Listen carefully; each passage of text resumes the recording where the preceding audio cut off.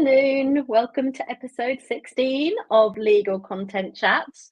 I am your host, Becky. I'm a legal marketer, strategist, and copywriter. So I help legal tech businesses and legal professionals get their marketing right. Typically, that's a combination of consultancy and marketing deliverables. So if that sounds like something you might need in your life, drop me a DM after the show or during the show. I mean, I won't read it during the show, but I'll get to it later on. So today's chat, the title of which is 3 Secrets to Elevating Your Legal Team's Performance. So we have Dan today, a legal delegation pro. He's on a one-man mission to get law firm owners to delegate properly for better work-life balance and more profit, which is something that we could all do with, right? So we're going to talk to Dan, his innovative approach and how he can help you. So take it away, Dan. Thanks so much. It's a real honor to be on your show. I've been watching little bits of your other interviews, and yeah, you're making waves out in the legal industry. It's great to be here with you. Thanks, Dan. That's lovely.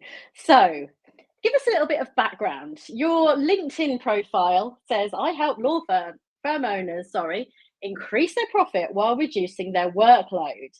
So tell us how this comes about. What got you started down this road? Well, I saw my father. He'd successfully built his own business, but he always complained that he was stuck at his desk and had to work evenings and weekends. And I didn't realize what an impact that's had on my life. But I realized that I want to be an entrepreneur because then I've got unlimited ability in what I can earn. But then I choose the hours I work. But I knew that I had to do it in a way that didn't require me to be constantly sat at my desk the whole time. And bit by bit, I invested in more and more programs in leadership, management. They took me around the world. I walked on hot coals in Africa. I've spent time with gurus in the Himalayas, got into meditating. I've done other leadership programs where we had to get on stage and basically find our deepest fears and call them out live to complete strangers of rooms, and faced all of that and gone deep and got to where I am now. And bit by bit, it's given me an ability to communicate freely and easily with people to the point that now I can get on stage anywhere, speak. But at the whole time, I was a handyman knocking on doors trying to grow a business. And I'd managed to get to a point where I was earning all right money, but it was still me on my own. So then I built that into Team Super, a team of 8 of us, 8 handymen. Mm-hmm.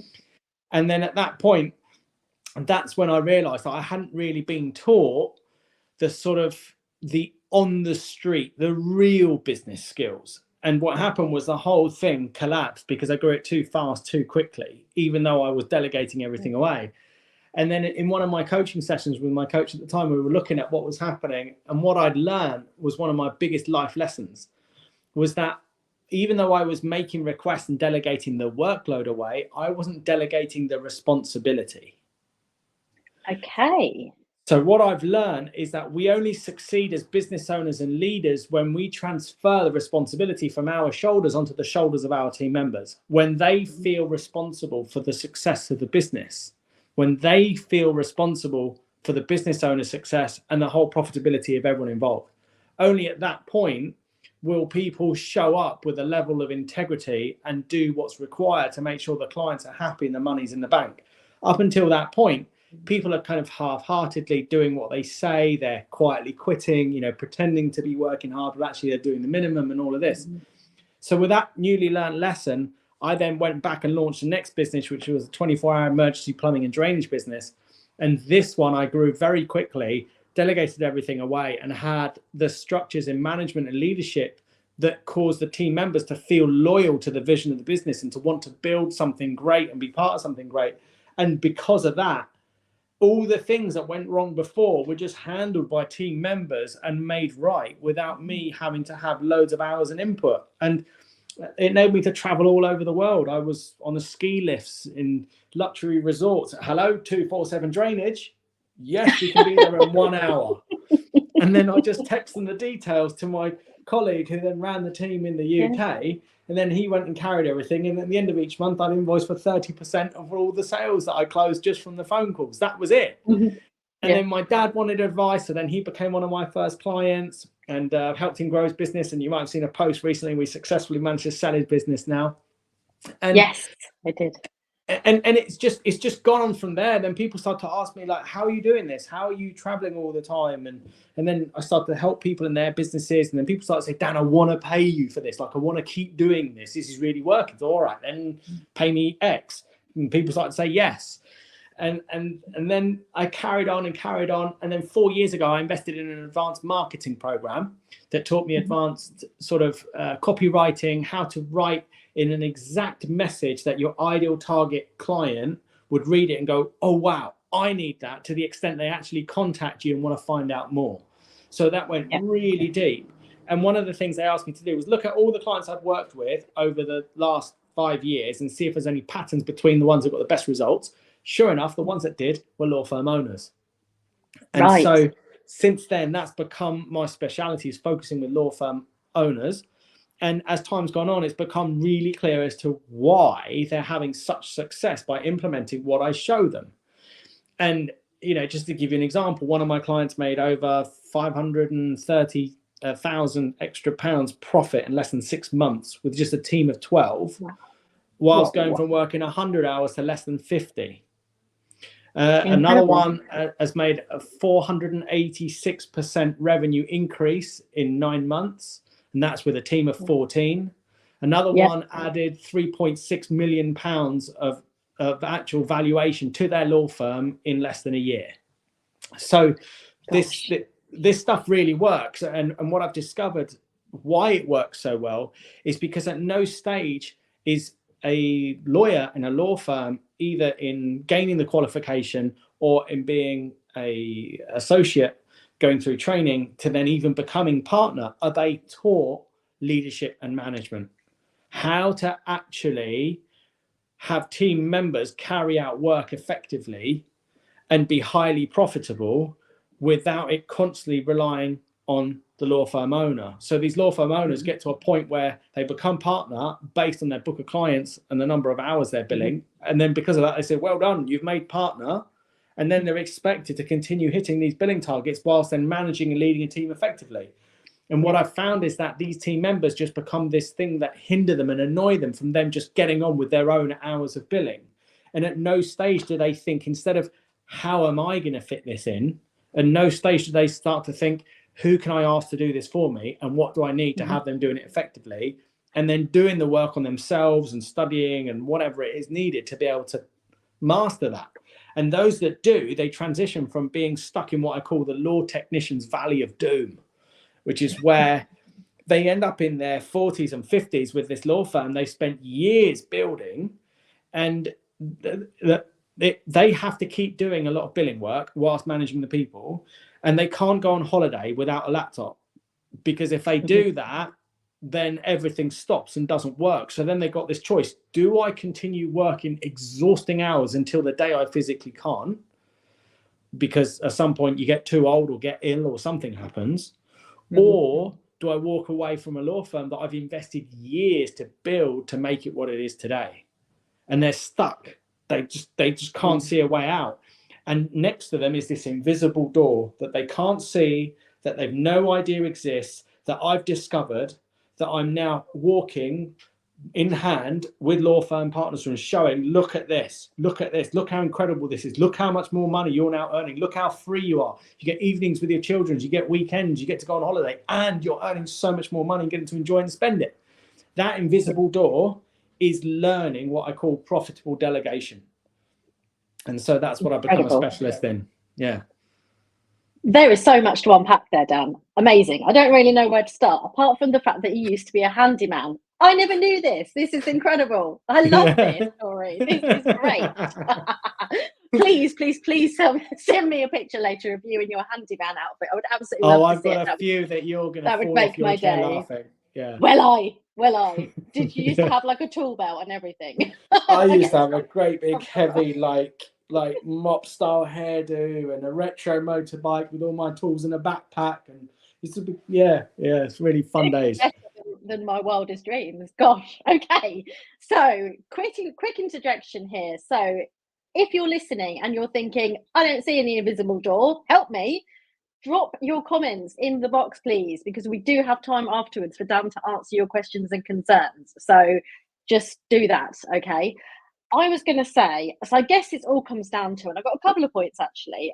First of all, if you're running a business like that and you're doing all of the hours and you've got no time for anything, that's not a scalable business in any way, is it? So I guess That's right. scalability is something that you're really helping law Yeah. firm owners to achieve, which is great. And I see this a lot because I speak to a lot of legal professionals, amazing at what they do, no idea how to market themselves, and not really much of a clue on how to run a business, because it is a game changer, isn't it, when you become a partner at a law firm? That is, responsibility to the max. You're not just meeting your billing targets, you've got so much more pressure than ever before. So it's great that, people have the support of you, that you can step in and go, right, okay, this is actually what you need to do, literally holding them by the hand. Yeah, well, in this session with you today, what I aim to do is to bring clarity so that the viewers can see the invisible door and can begin to open it. And open this completely new avenue to a whole new future that currently isn't available to them. Yeah, brilliant. Okay. So in your mind, what's the best way to implement accountability strategies that everybody across the firm works effectively? Do you have like some top tips for accountability?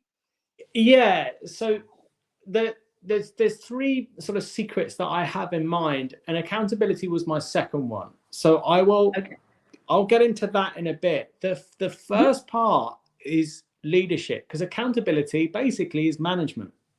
So before management, there's leadership. Leadership is the spark, is the communication that initiates action and gets people doing things that before that had that conversation they wouldn't do. And so if we break down what that is, really, it's a clear request. So secret number one is make clear requests of your team members around you.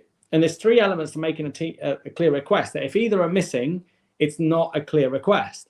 So number one, exactly what do you want doing? So saying go and make that client happy is not a clear request. Or an email's come in from Jack and Jill, can you go run with it? And the reason why that's not clear is because they will create in their mind an imagination of what they think you want doing, and you and your imagination have got what you want doing, and then at some point down the line, and you don't even know when down the line to check in if it's been done or not, because you haven't even got a time frame. Yeah. And so that's the first thing, measurable result, exactly something that when it's done you can say yes, that's done, before it wasn't. Number two needs to have a time frame. So you need to agree, can you do that for me by 12 p.m. Thursday?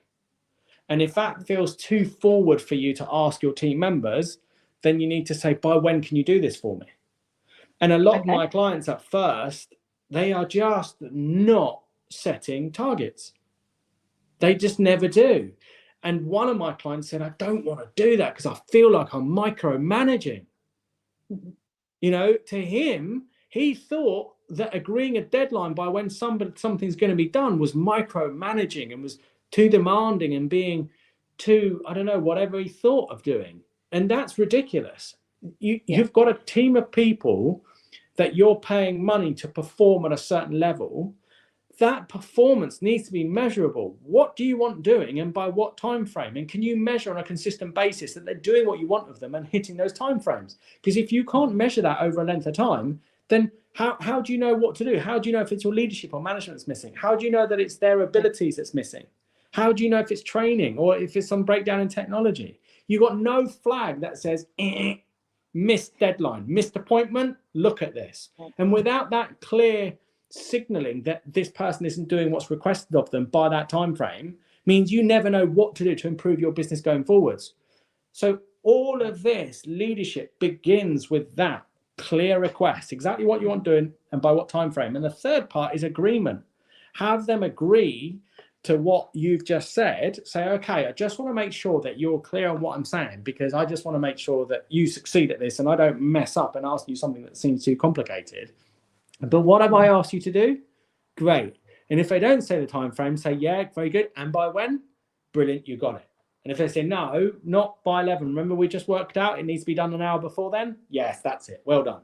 And quite often you'll have those little corrections, to get flat in the confirming that the request. Now you know the request has been made, broadcasted, received, and received effectively. That is a clear request.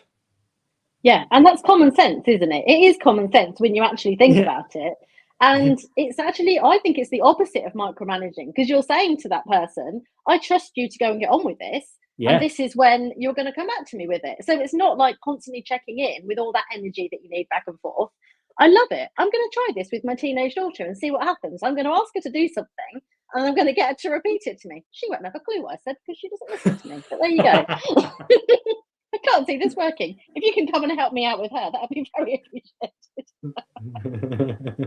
Blasted teenagers. Okay, so that's number one. Go on then. Carry on. 3 tips. Let's go.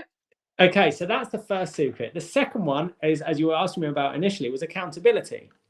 So accountability is the management. So first that's the leadership, now the management. So accountability is, how do you keep track of promises that people make and then check in to see whether they've broken them or not? Because you need to know to see if somebody's reliable and whether you need to add more stars to their jacket and offer them to become partner as such. So the best way is to set up one-on-one calls on a regular basis. My clients and I, we've discovered on a weekly basis, a one-on-one call. Say if you're the law firm owner, with each head of department, once a week, you have a one-on-one call. And then what you do is you first have them get clear on what they want to succeed at in their firm. So you ask them, great, you've been in this firm now for 4 years, 6 years, and I realize I've never asked you, what do you want to succeed at? What do you want to get out of your employment position here? You know, is it more money? Is it a company car? Is it take a month off in summer, Friday afternoons off, be able to go play golf? You know, if you've got a hobby or an interest or something you wish you could do more of, or family members you want to spend more time, what is it? And then when you speak to that employee in that way, you're basically getting into their world and showing that you're interested in them as a human being beyond just an employee.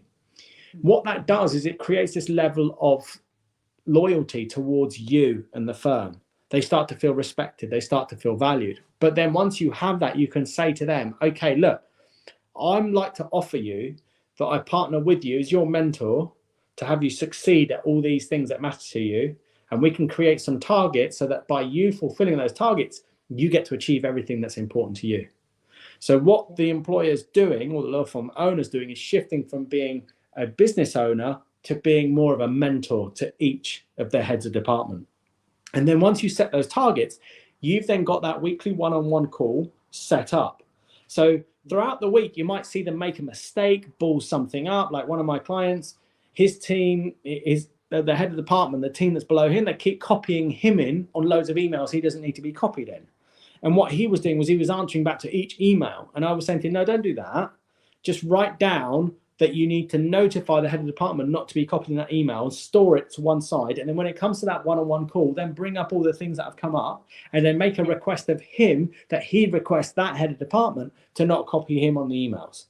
When this is done all verbally instead of email, it lands with so much more power and clarity. And that's where you get people showing up and doing these things or solving those things that have always annoyed you. And the more of these things that you solve, the less and less and less you have of these burdensome things, the more your time gets freed up, the more you can then go out and do business development, recruiting, and solve all those other things.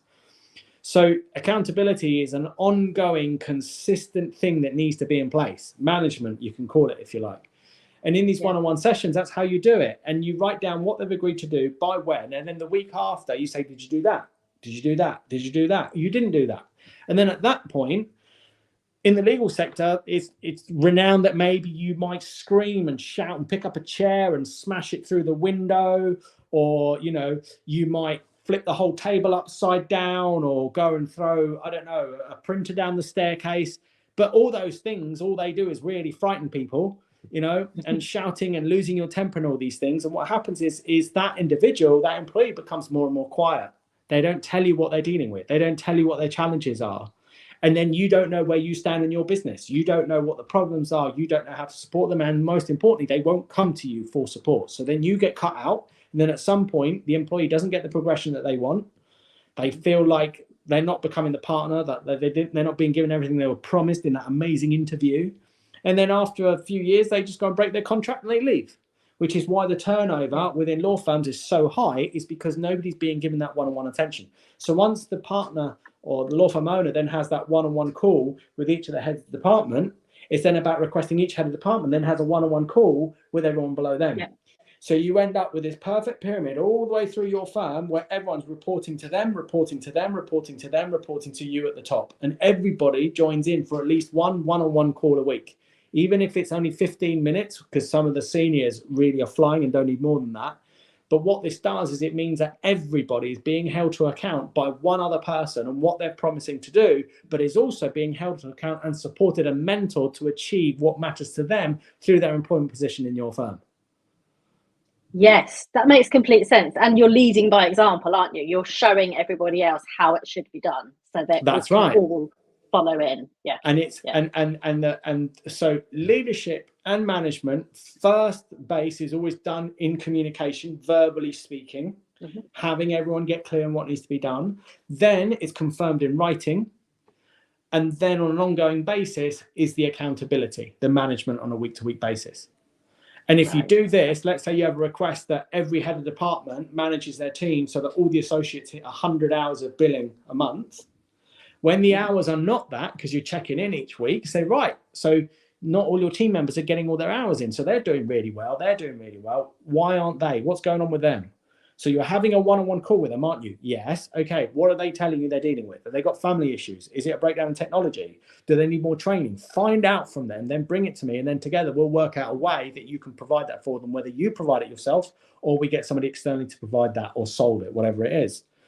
And then you go around and you check next week. Okay, have their hours gone up? Have they improved or not? Okay, they haven't. So go back and ask them again, what's still missing? And one of my mantras that I show, I let all my clients in on, when all of you listeners are going to hear this now. Oh, here we go. This one, and many of my clients have written it down everywhere and have made it a way of thinking and behaving all the time. There is never anything wrong. There is only ever something missing.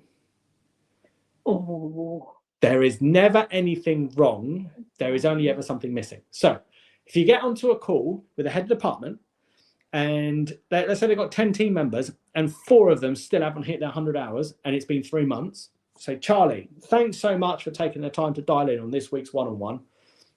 So I just want to acknowledge you, when that's going to be part of Secret 3, for what you've achieved. Because I've seen the work that you do and I've seen how the team members respond to you and you're brilliant with them. And I love having you around here. So I just want you to get how much I value having you here. And I see a great future for you if you keep doing what you're doing now. So on today's session, what I'd like to look at is how we can further elevate your performance and further elevate your opportunities in this position in the business so that you can really hit these financial results that you want, get this pay rise, become partner, whatever it is.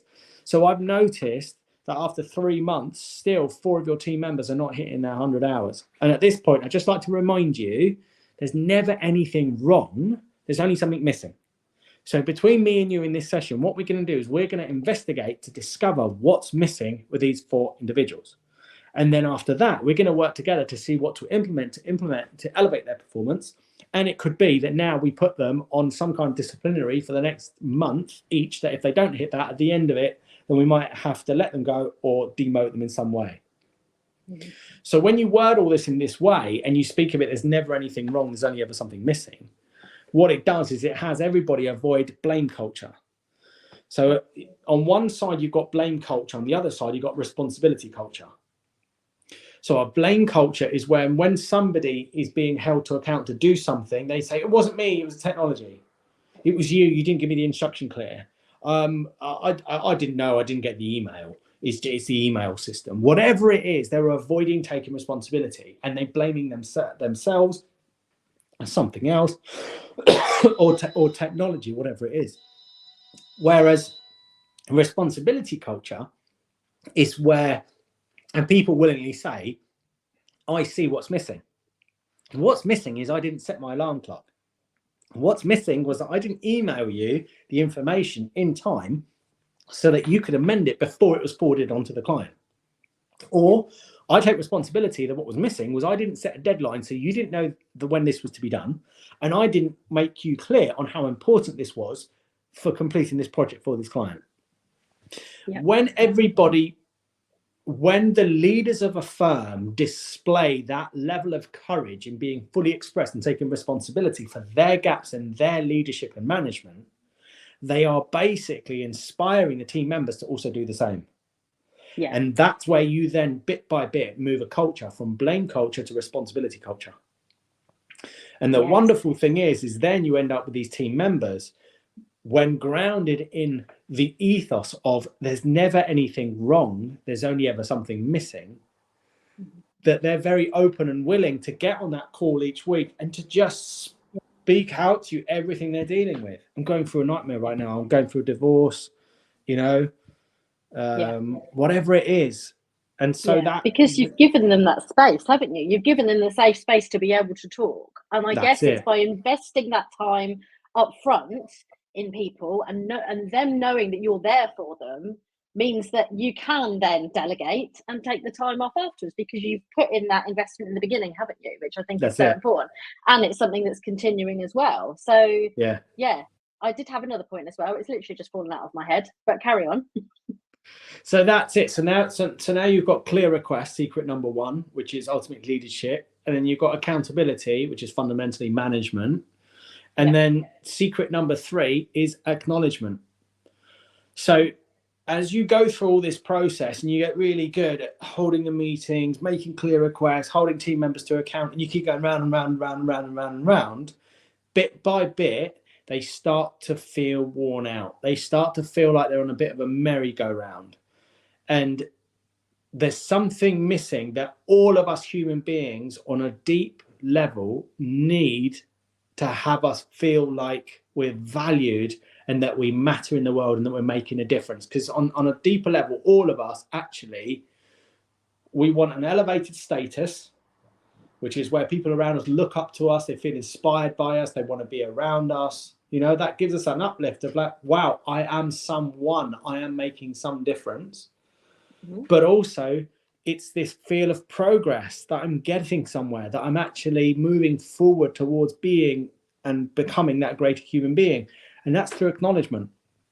So what you do is, on top of the regular one-on-one calls, you would set up like a weekly team call where everybody dials in, say on a Monday morning. And what I say with my clients is start these off really fun and light. You know, as some people dial in, maybe sometimes a bit late. What did you get up to on the weekend? Who got more drunk than they meant to? Who went and saw a nice relative? What did you discover that's new about them? You know, whatever it is. And then that has everybody feel like they're part of something. It's not just about work. They're human beings. They're sharing a life. They're sharing a bit of a journey together. Then after that, the law, I mean, this can be done by the partners, the owners, or it can be by the heads of department. You can take it in turn, but you want to acknowledge, say, 3 people for what's been noticed they've done really well that week. So let's say, for instance, let's pick a guy called Jack, senior associate. Say, this week, I'd like to acknowledge Jack. I saw an email come in from one of our top clients. They weren't pleased with a piece of work that we submitted. I then saw your reply and I thought that was written really well. From what I understood, you then got on a phone with them. You had a good conversation with them. I then saw the email after that. And as a result of that, they actually actioned us with a load more work. And Jack, I want you to get that you doing that is showing our brand as being excellent, as taking care of our clients like they really mean something to us. In doing that, we're solving these problems for these clients. That's enabling them to solve all these problems for their clients. So you are literally putting a roof over the head and the food on the table for our clients and all of their clients. You're doing that for all of us in this firm, and you're giving us an absolutely brilliant, bright future to live into that's absolutely paved with opportunity for all of us. Do you get, Jack, how amazing what that is, what you've done there? Wow, that's powerful. Isn't it? Yeah. When does anybody ever get acknowledged like that? They don't. They don't. No, they don't. You're right. No. Because we're always busy, because we're stressed. We've got all these promises we need to fulfill with clients. We've got these financial targets we're trying to hit and everything else, you know, and we forget the humanity. And it's that has people come together, feel close, and want to play harder than they've ever played before. You know, Jack's loyalty to that firm, it's gone up. Yeah. Even if he was thinking of leaving and was hunting around looking at other jobs at that point, he's like, okay, I'm going to stick around a bit more. Absolutely. know? But it also shows everybody else someone to look up to and what they should be doing. And he's got praise for that. So maybe I should be doing that too. And, You've it carries got on, it. doesn't it?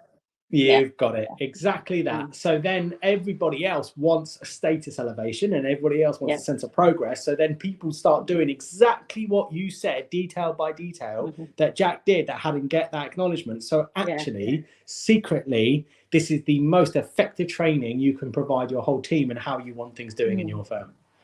Yeah. Yeah. I love that. I really love that. That's very, very cool.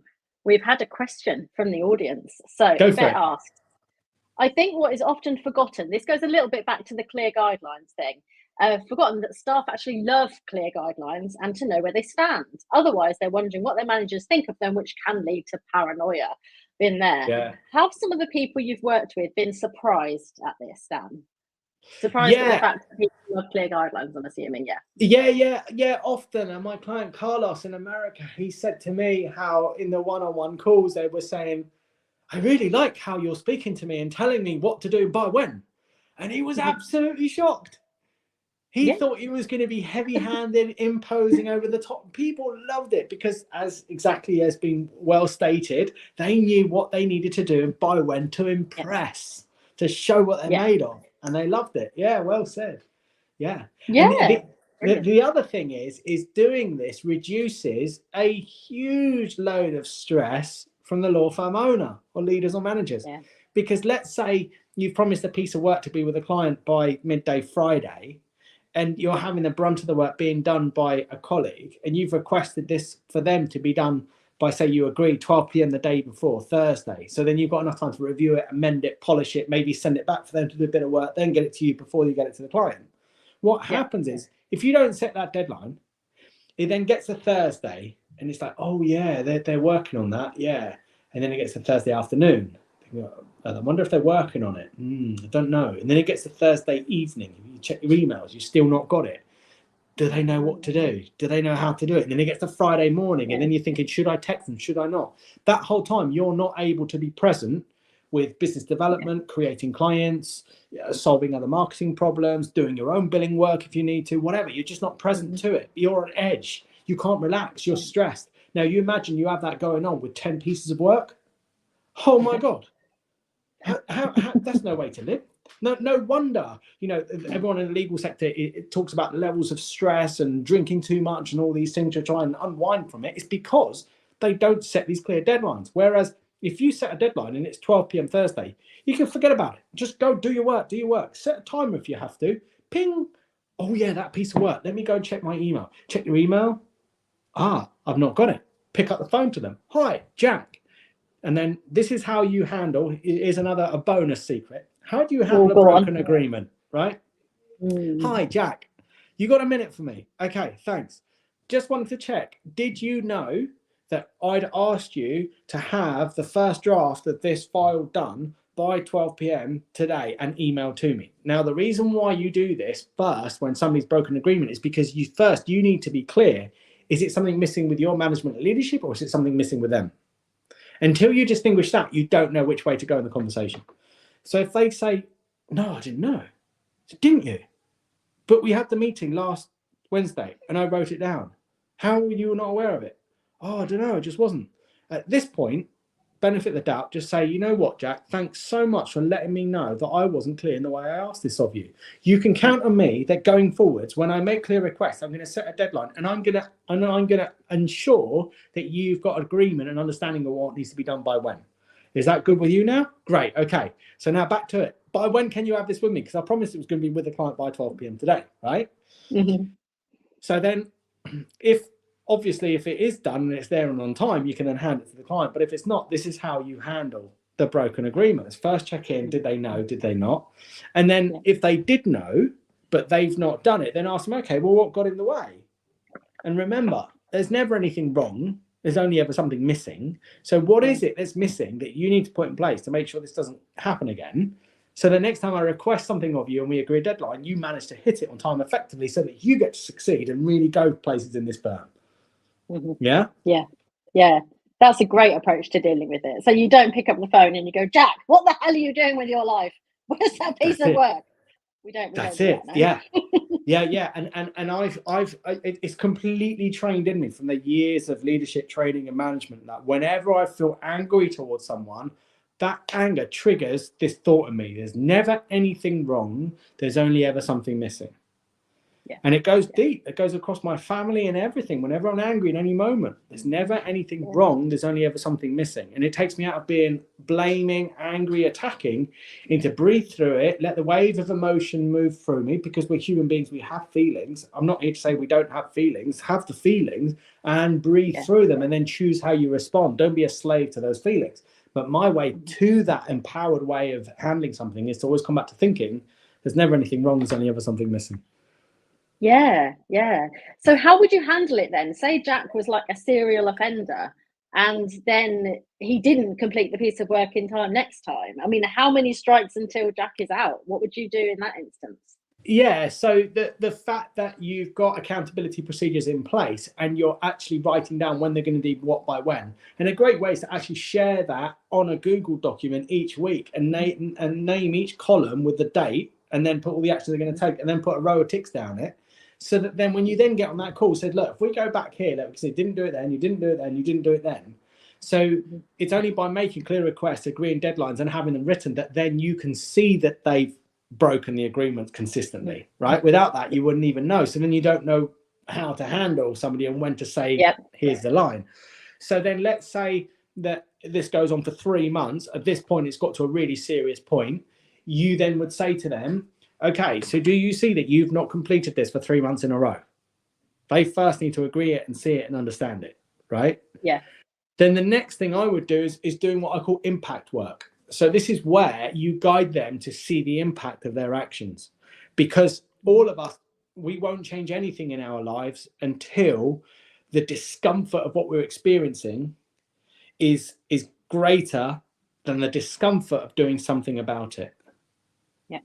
So in other words, it's the day when you look in the mirror and you can't believe the body shape that you've let yourself get into, the bags under your eyes, or whatever else it is, or how sick you feel and hungover you feel, or a scare, some kind of health scare from the doctor. It's usually those times that people have a life-changing moment where they go and do something about what they're experiencing. So the leader needs to induce that impact in that individual, because if they don't get the impact of what they're doing, they're just going to carry on doing what they're doing. Yeah. So this takes courage, but it's the only way to do it. So you would say to that individual, to Jack, okay, so what do you think the impact is of you doing that on our relationship? Yeah. And what do you think the impact of that is on you getting a promotion? 0. And what do you think the impact of that is on our company branding and our relationships with our clients? And you hold the silence. You let them actually explain it out loud, because when they explain it out loud, they get it. They feel the impact of it. And then acknowledge them. Ease it off. After that, say, look, Jack, thanks so much for taking the time to look at this. I know this isn't an easy conversation. It takes a lot of courage, and you've been absolutely brilliant. So look, now that we've had that conversation, what can you see that's missing newly, like we've never seen before? What is missing that you need to put in place to make sure this doesn't happen again? And then you have a coaching dialogue where you guide them. Yeah, you've tried that. What else? What else? What else? And then at some point, you will get to a point where they might say, you know what? I realize this position isn't for me. I'm not meant for this. Or they might come up with something and be honest in a way they've never been honest before. And then you can have an amazing breakthrough, life-changing insight they can have that impacts the whole of their lives. And then you implement it, and then you keep tracking it. If then after another month, you could say to them, look, you've got 1 month. If this isn't improved, then you're going to be demoted or you're going to be let go of.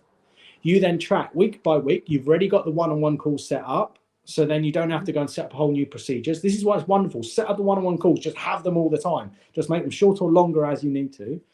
And then at the end of the month, if you're not seeing enough of a progress or return on your investment in that individual with your one-on-one, then demote them or fire them. Or they've had a breakthrough, they're back on track, and then you congratulate them, and then you acknowledge them for what they've achieved in the next weekly group call and announce it to everybody how they've had a breakthrough in it. Yes. And Yvette, you've just taken the words right out of my mouth. Her comment, oh, Dan, you make it sound so easy. And you literally do make it sound so easy. So any difficult conversations, any advice needed, I'm going to come to you for sure, because yeah, but it all makes sense, doesn't it? It all makes sense. It's asking those individuals, what have we missed, or what have I missed in asking requests from you? And then, I guess most of the time they don't go, oh, actually, do you know what? I just wasn't listening. Yeah, true.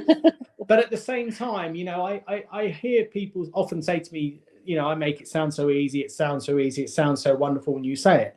And I'm not saying this is easy, and I'm not saying this will happen overnight. But what I'd say is, if you feel like, oh God, how can I do this? This is too much. What are you thinking isn't easy? What are you thinking is too much here that I'm actually suggesting? It's setting a regular one-on-one call and making a request of your team member that they turn up on a one-on-one call with you. If that's too much for you, then you need to be going and doing work on yourself, on your own confidence and ability, and being self-expressed, and have a look at what's going on with you that you don't feel that you can be self-expressed completely and hold people to account. And then it's about setting a deadline, making a clear request with agreed deadline, and then holding them to account, and then moving from punishment, blame, to empowering and enabling to have them elevate that performance on a week-to-week basis. That's it. Yeah. And this is done through you being fully expressed about exactly what you want doing and the deadlines. And then when the deadlines are broken, being fully expressed about the deadline being broken. That's it. Yeah, and you're not asking for too much, I don't think. Definitely not. No. But like when you make a request, you say to them, is that okay? You give the opportunity for the employee to say, oh, it's too much. Yeah. I can't do it. And if you look at this, like using a fear tactic, if you don't do this, you're going to be fired, versus, if you want to succeed at this, how can we get you there and what's missing? That's, moving them into being responsible rather than blaming. How do you do that? Well, it all begins in the context of your request. It needs to leave everybody, with every request you make, for it to not be manipulation, with the option to accept, decline, or counter offer. That's it. Always give people the opportunity to accept, decline, or counter offer. Where are you manipulating there? Not at all. And I guess if you foster that environment of an open conversation, then that person could then say, do you know what? That's going to be a real push for me. I've got X, Y, and Z happening. Can I get it done by then? And then everybody's on the same page, and it's easy, isn't it? And as long as you're promoting that kind of environment where people can say, I actually really can't commit to that. Yeah, it's much better for everybody, isn't it? Yeah, absolutely. Yeah, love it. Claire's chimed in. She says, if only all employers dealt with performance issues like this. Here. Very good. So we need to wrap up in a minute. We have been chatting for 43 minutes. Can you believe it? It's flown by. Have you got any events coming up that you need to tell us about, Dan? Any exciting projects? I've just won a publishing contract by a major publishing house who wants to publish my book. So it's exciting. They've already asked me for my bank accounts to send me the proceeds as well. So gosh, that's real. So the book is called Profitable Delegation. Mm-hmm. How law firm owners can increase their profits and reduce their workload. Amazing. And when is that going to be out? That's I need to have the first draft done by the 1st of April. And I'm about 75% of the way through writing that. Awesome. And then I'm also speaking at Legal Geek Growth. Mm-hmm. That's on the 6th of June. So I'll be there. Be nice if I had the book launched by then, but I don't think I will have somehow. Okay. Yeah, we'll see. Something like that.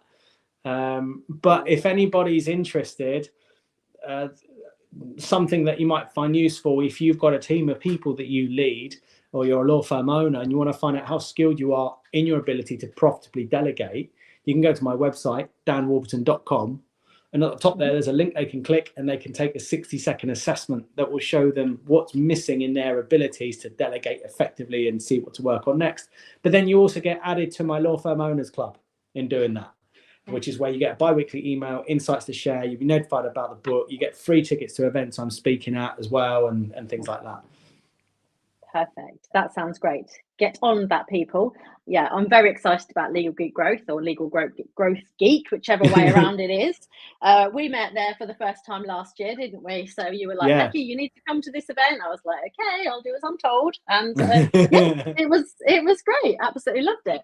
So if you know anybody that might want to sit in Dan's seats, if you're in the legal space, please let me know. It's awesome, isn't it, Dan, being here today?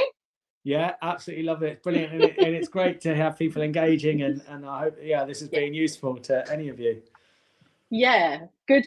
So yeah, you need to be in the legal industry, I need to like you, and you need to be interesting. Those are the 3 criteria for being a guest. Next week, we're going to have legal marketing expert Garrett Hansen. He's going to be talking about how to use paid ads. So that's a topic we haven't got into yet, but he is an expert in this field. So that'll be a really interesting conversation. So register once you see that on LinkedIn, everybody. Thank you so much, Dan, all the way from Spain. You've been a legend. Thank you so much. Speak soon. Thank you. Bye, everyone.